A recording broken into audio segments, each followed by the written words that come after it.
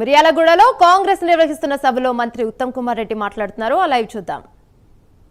గండి lift, తోపుచెర్ల lift, Keshavapuram lift కి శంకుస్థాపన చేసింది.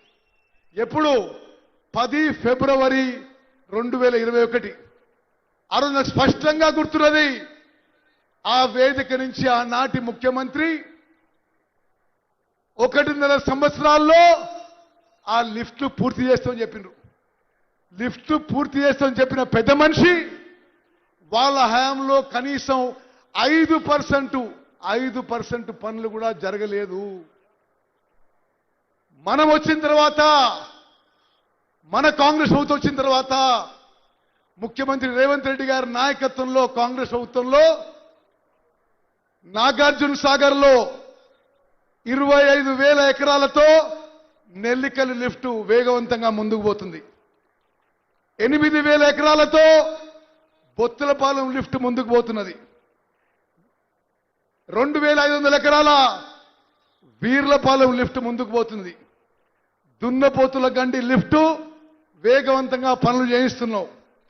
తోపుచెర్ల లిఫ్ట్, కేశవాపురం లిఫ్ట్, ఇవన్నీ కృష్ణా నదిపై ఉన్న లిఫ్ట్లు వేగవంతంగా ముందుకు పోతున్నాం.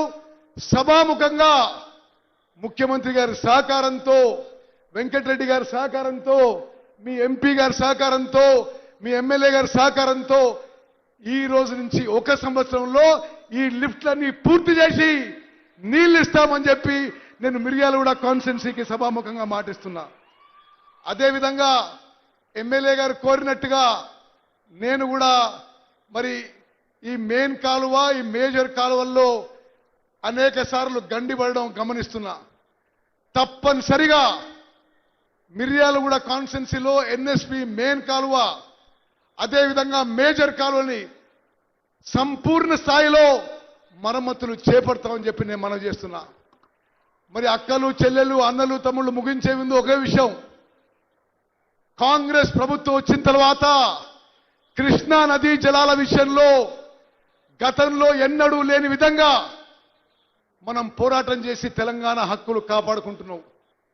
మరి ముఖ్యమంత్రి గారి ఆధ్వర్యంలో కృష్ణా బేసిన్లో కృష్ణా నదీ జలాల ఉపయోగంలో కానీ, ఆయకట్టులో కానీ, వరి పంటలో కానీ, మరి తెలంగాణ చరిత్రలో, ఉమ్మడి ఆంధ్రప్రదేశ్ చరిత్రలో కృష్ణా నది కింద ఉన్న ఆయకట్టు మొత్తంలో ఎక్కువ నీళ్లు ఉపయోగించింది, ఎక్కువ వరి పండించింది, ఎక్కువ పంటలు పండించింది, రైతులకు ఎక్కువ మేలు జరిగింది మన కాంగ్రెస్ ప్రభుత్వం అని చెప్పి నేను మనవి చేస్తూ ముగిస్తున్నాను. జై హింద్, జై కాంగ్రెస్.